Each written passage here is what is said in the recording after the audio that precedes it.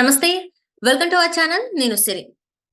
ఏపీకి మరో good news వచ్చిందన్నట్టు అనిపిస్తుంది. ఏపీలో మరో మేజర్ పోర్ట్ కూడా రాబోతున్నట్టు మరి వార్తలొస్తున్నాయి. సో, ఢిల్లీకెళ్ళిన బాబు టూర్ అయితే సక్సెస్ అయిందన్నట్టు మరి వార్తలొస్తున్నాయి. అసలు ఏం జరిగింది? ఏంటి అనేది మనకు వివరించడానికి మనతో పాటు ఉన్నారు ప్రముఖ సీనియర్ జర్నలిస్ట్ ఉప్పాల లక్ష్మణ్ గారు. నమస్కారం సార్. నమస్తే అమ్మా. సార్ ఇప్పుడు చూస్తున్నట్టయితే ఏపీలో మరొక పోర్ట్ రాబోతుందని జెప్పేసి మరి వార్తలొస్తున్నాయి. ఇందులో వాస్తవం ఉందా?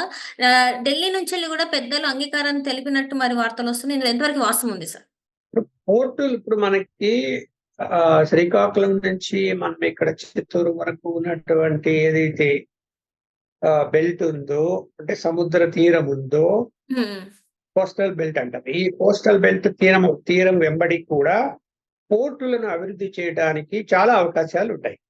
ఎందుకంటే రవాణా సౌకర్యాలు, సముద్ర మార్గంలో రవాణా సౌకర్యాలు మెరుగుపరచడానికి ఇతర దేశాలకు ఎగుమతులు చేసుకోవడం. మనకి ఇప్పుడు ఎక్కువగా ఏంటంటే విశాఖపట్నం, కాకినాడ పోర్టుల నుంచి ఎక్కువగా ఎగుమతి అవుతుంటాయి. ఎగుమతి దిగుమతులు కూడా అవుతుంటాయి. హ్మ్. అయితే ఇప్పుడు ఇక్కడ మచిలీపట్నం పోర్టు ఒకటి ఆల్రెడీ ఉంది. అది చిన్న స్థాయిలో ఉంది. దాన్ని విస్తృతపరచాలి అనేటువంటిది కూడా ఉన్నది. కొంతవరకు విస్తృతపరిచారు. అయితే రామాయపట్నం పోర్టు కొత్త ప్రతిపాదన. హ్మ్. అంటే ఎప్పటి నుంచో ఉంది పెండింగ్ అది రామాయపట్నం. కాదు, వైబిలిటీ లేదు. అంత సరుకు రవాణా చేయడానికి, లేకపోతే ఎగుమతి చేయడానికి, దిగుమతి చేయడానికి ఉన్న పోర్టులకి కెపాసిటీ సరిపోతున్నది. అదనంగా మళ్ళీ పోర్టు నిర్మిస్తే దాని వైబిలిటీ లేకపోతే నష్టం వస్తుంది. ఎందుకంటే పోర్టులను ఏం చేస్తారు, ప్రైవేటు పరమే చేస్తారు. అంటే ప్రైవేటు భాగస్వామ్యంతో నిర్మాణాలు జరుగుతాయి. అవును సార్. ప్రైవేట్ వాళ్ళు లాభాలు వస్తాయంటే వాడు వచ్చి అక్కడ పోర్టు కడతాడు, కానీ నష్టాలు వస్తాయంటే కట్టడు కదా. అవును సార్. అది వైబిలిటీ లేదు అన్నది ఉంది. ఇప్పుడు ఏదైతే మీరు ఇది భారత పెట్రోలియం రిఫైనరీ యొక్క యూనిట్ ను ఆ యొక్క పోర్టు రామాయపట్నం పోర్టు దగ్గర పెట్టడానికి అంగీకరిస్తుంది, అది ప్రతిపాదన ఉంది అని అంటున్నారు. కాబట్టి హ్మ్.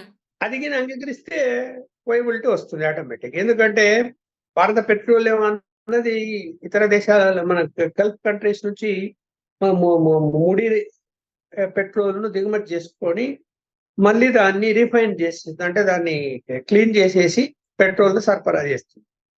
ఆ రిఫైనరీ యూనిట్ అక్కడ పెట్టగలిగితే మాత్రము ఖచ్చితంగా రామాయపట్నం పోర్టు వైబిలిటీ అనేది వస్తుంది. ఇంకా ఒకసారి స్టార్ట్ అయిన తర్వాత ఎగుమతులు దిగుమతులు ఇంకా ఇతర ఉత్పత్తులకు కూడా దిగుమతులు చేసుకునే అవకాశాలు వస్తాయి. కాబట్టి ఒక్కొక్కటి అంటే కేంద్రము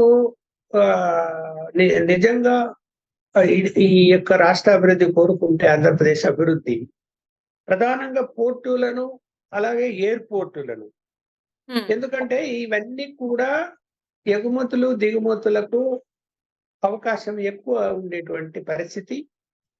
దానివల్ల ఏమైపోతుందంటే రెవెన్యూ పెరుగుతుంది.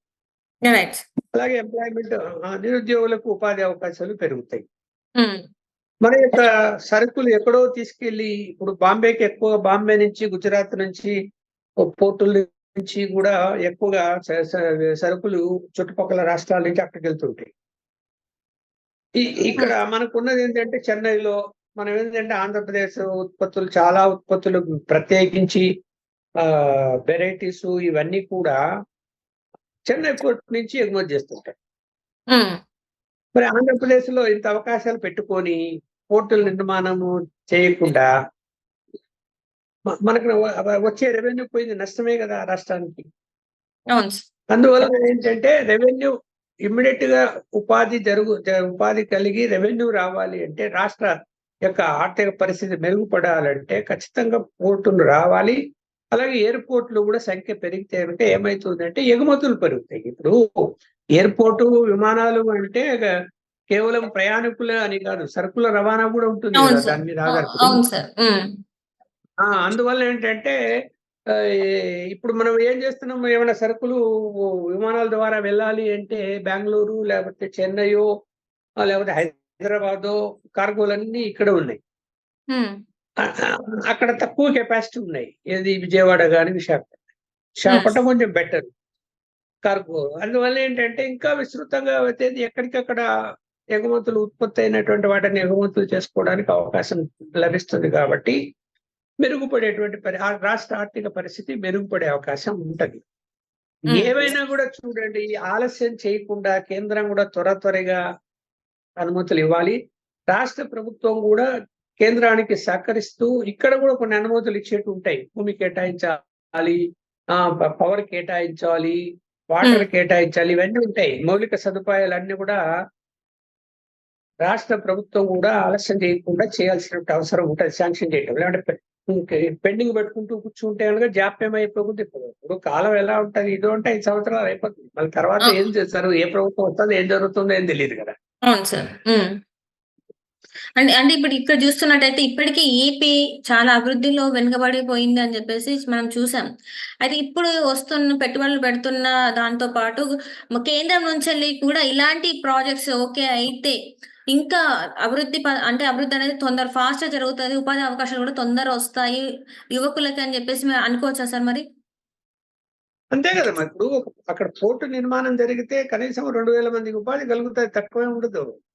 అలాగే మిగతా పోర్టుల్లో కూడా ఇంకా వాటి యొక్క కెపాసిటీస్ పెంచగలిగితే, ప్లాట్ఫామ్స్ పెంచగలిగితే ఉపాధి పెరుగుతుంది. ఉపాధి పెరిగినప్పుడు ఖచ్చితంగా కొనుగోలు శక్తి పెరుగుతుంది. కొనుగోలు శక్తి జీడిపి పెరుగుతాయి. అన్ని ఒకదానికొకటి లింక్ కదా.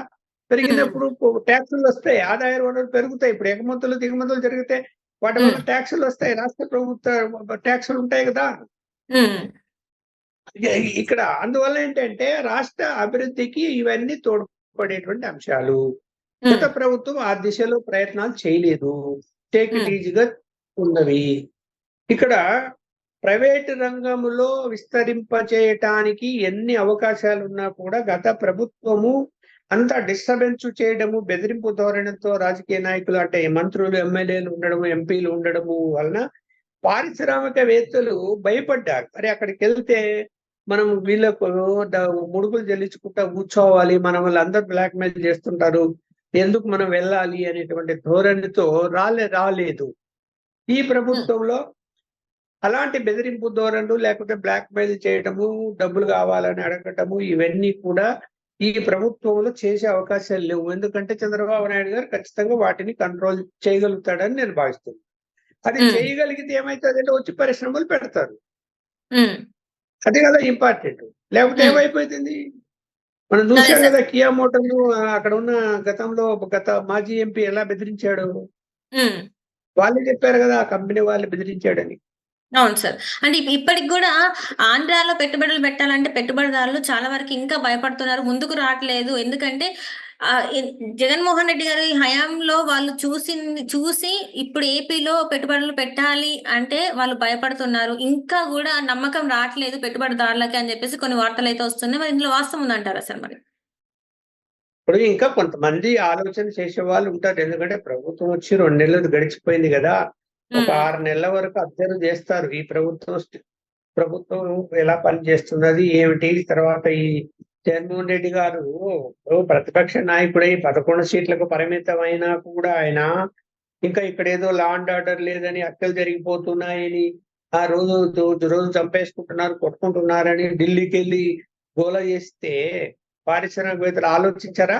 ఏమైనా జరుగుతున్నాయేమో అక్కడ, భయపడే లా అండ్ ఆర్డర్ లేదేమో అనుకుంటారు కదా. కానీ వాస్తవంగా అలాంటి పరిస్థితి ఏం లేదు కదా ఇక్కడ. లేకపోయినా దాన్ని ఆయన అభివృద్ధి జరగకూడదని కోరుకుంటున్నాడేమో ఆ పార్టీ ఇప్పటికీ. అరే మీరు చేయలేదు అభివృద్ధి, కనీసం వచ్చిన వాళ్ళని అభివృద్ధి చేస్తామంటే మీరు సహకరించండి, సలహాలు ఇవ్వండి.